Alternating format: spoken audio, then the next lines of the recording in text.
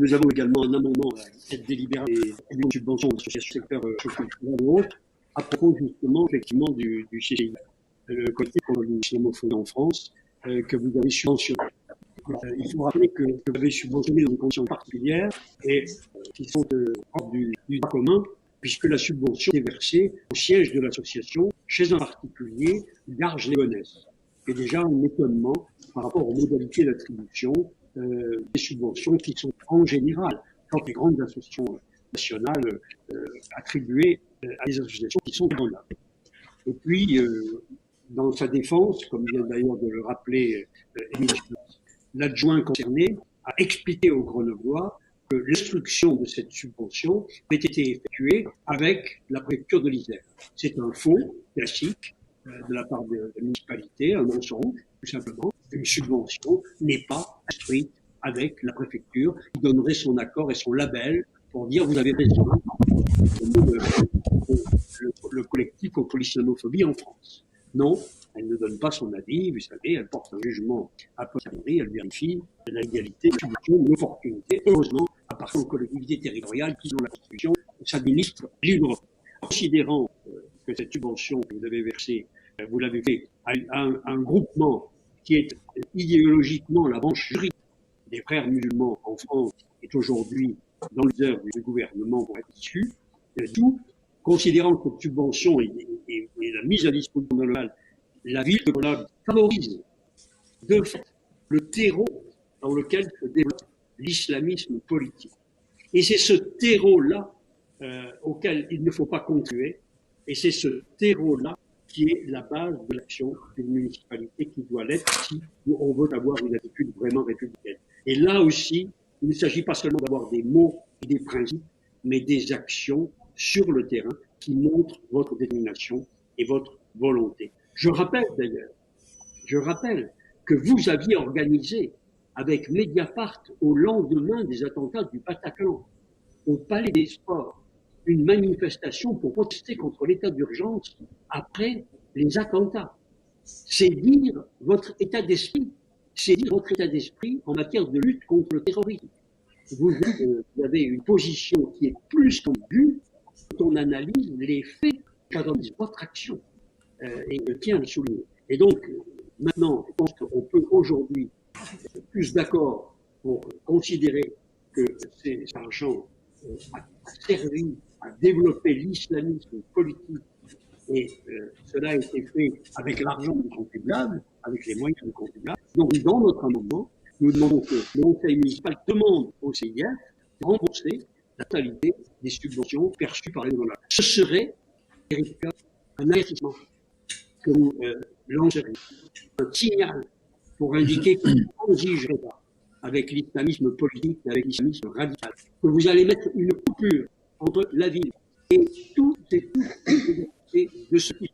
Et c'est cette action-là que nous attendons de vous, que les Grenoblois attendent de nous, et à laquelle nous vous demandons de participer à travers l'amendement notamment. Je rappelle que effectivement l'événement qui avait eu lieu au Palais était contre la déchéance de nationalité et de fait nous étions mis carrément opposés à cette déchéance de nationalité. Je crois qu'il y a de nombreux Français défenseurs ce choix du président Hollande. Merci. Je veux d'abord rappeler que vous, comme d'habitude, vous travestissez la vérité. Votre opération Mediapart au Palais des Sports, je viens de retrouver pendant longtemps disponible son appellation. Son appellation, vous avez mis le Palais des Sports gratuitement à la disposition de la revue pour faire une manifestation contre l'état d'urgence, contre l'exclusion par la déchéance de nationalité et contre la mise en place d'un régime d'exception. Donc, figurez bien, contre l'état d'urgence après les attentats du Bataclan et alors qu'un jeune Isérois de Jarry était mort dans l'attentat du Bataclan. Vous avez fait cette opération qui était, à mon avis, à double lecture pour celles et ceux qui l'entendaient, parce que celles et ceux qui sont les auteurs et ceux qui encouragent le terrorisme comprenaient ce message comme une idée de baisser les bras face à la lutte contre le terrorisme, et je ne pense pas me tromper en disant cela. Et encore aujourd'hui, en refusant qu'il y ait une charte de laïcité qui soit offerte aux associations, ce qui paraît tout à fait normal dans la mesure où on lie le droit d'être subventionné au devoir de partager les mêmes valeurs et de l'afficher et de l'affirmer. Vous le refusez, alors que je pense que c'est tout à fait logique, parce que ces lois de laïcité qui intègrent notamment l'égalité homme-femme sont extrêmement importantes, ces lois de laïcité, et vouloir les réaffirmer et demander un engagement au moment où on sollicite une subvention pour lier le droit et le devoir, cela me paraît être parmi les fondamentaux de la vie publique. Mais vous exaltez les différences, vous voulez exciter les minorités, vous voulez au fond ramener sans cesse les gens à leur origine, à leur religion et les laisser dans cet état, au lieu que justement notre République, elle a cette volonté intégratiste, elle a cette volonté de partage des valeurs et elle doit y contribuer plus fortement aujourd'hui qu'hier, compte tenu des problèmes que nous rencontrons. Nous le savons bien, les enseignants le disent, ils ont des difficultés dans les classes. Les associations qui veulent conserver cette laïcité le disent, elles ont des difficultés dans les quartiers aussi. Donc, il est du devoir du maire de la ville, compagnon de la libération, il est du devoir de cette municipalité de s'affirmer dans ses valeurs de façon extrêmement forte et concrète. Et cet amendement qui consiste à demander un engagement et à vous permettre de vérifier, cela vous donne un moyen de vérifier si elles sont, ces lois, ces règles de laïcité sont respectées, c'est indispensable. Et ensuite, vous vous êtes trompé en subventionnant le CCIF, eh bien, il est dissous.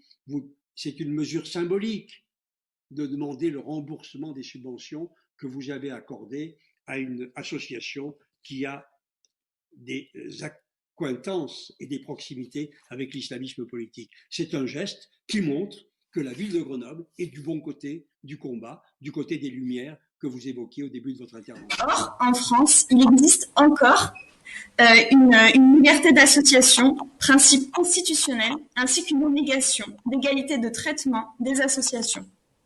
Vous ne pouvez pas exiger la diffusion de valeurs, quand bien même elles sont à l'heure où la liberté de la presse est remise en question au plus haut niveau de l'État. Il est important de chérir toute liberté qui permette l'émancipation de toutes et tous et de ne pas tomber dans l'arbitraire. Donc nous rejoignons également l'amendement de M. Karim. Merci pour ces éléments de débat parce que c'est toujours intéressant de débattre. Alors évidemment, il est difficile d'être simple sur un sujet qui est compliqué, au risque d'être simpliste. Ceci dit, nous avons là, pour revenir à la délibération, deux amendements.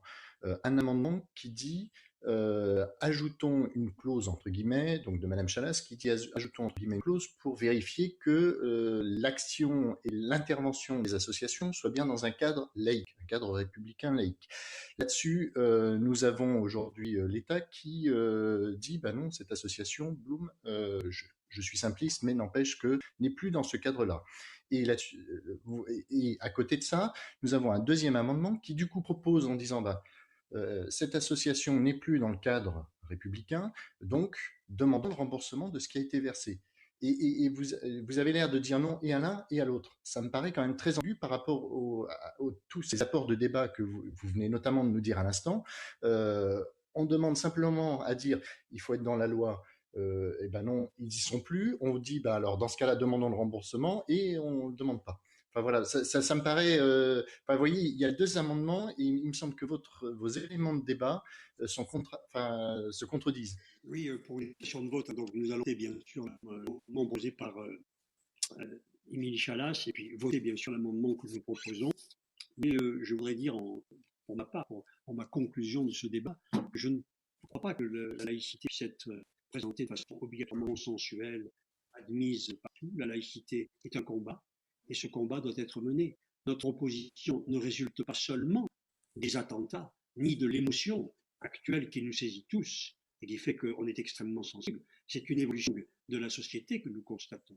Et effectivement, Éric Piolle a exprimé des principes avec lesquels nous sommes d'accord, mais ces principes réaffirmés sans la mise en place de leur défense aboutit à la situation dans laquelle nous sommes aujourd'hui. Et sur le temps long, la laïcité a reculé, le communautarisme a progressé, la ghettoisation, y compris communautaire des quartiers, a progressé, Et c'est cela qu'il faut endiguer et donc mettre en œuvre des moyens nouveaux. Si la loi suffisait, nous n'aurions pas ce que nous subissons aujourd'hui à Grenoble et sur le territoire. Et donc, il est du devoir, si Éric Piolle, vous êtes sincère quand vous exprimez ces principes, il est de votre devoir de leur donner une application. Sinon, ce sont des mots pour rien et des principes pour rien. C'est la raison pour laquelle nous réclamons une action, nous voulons une action, nous nous associons à cette orientation.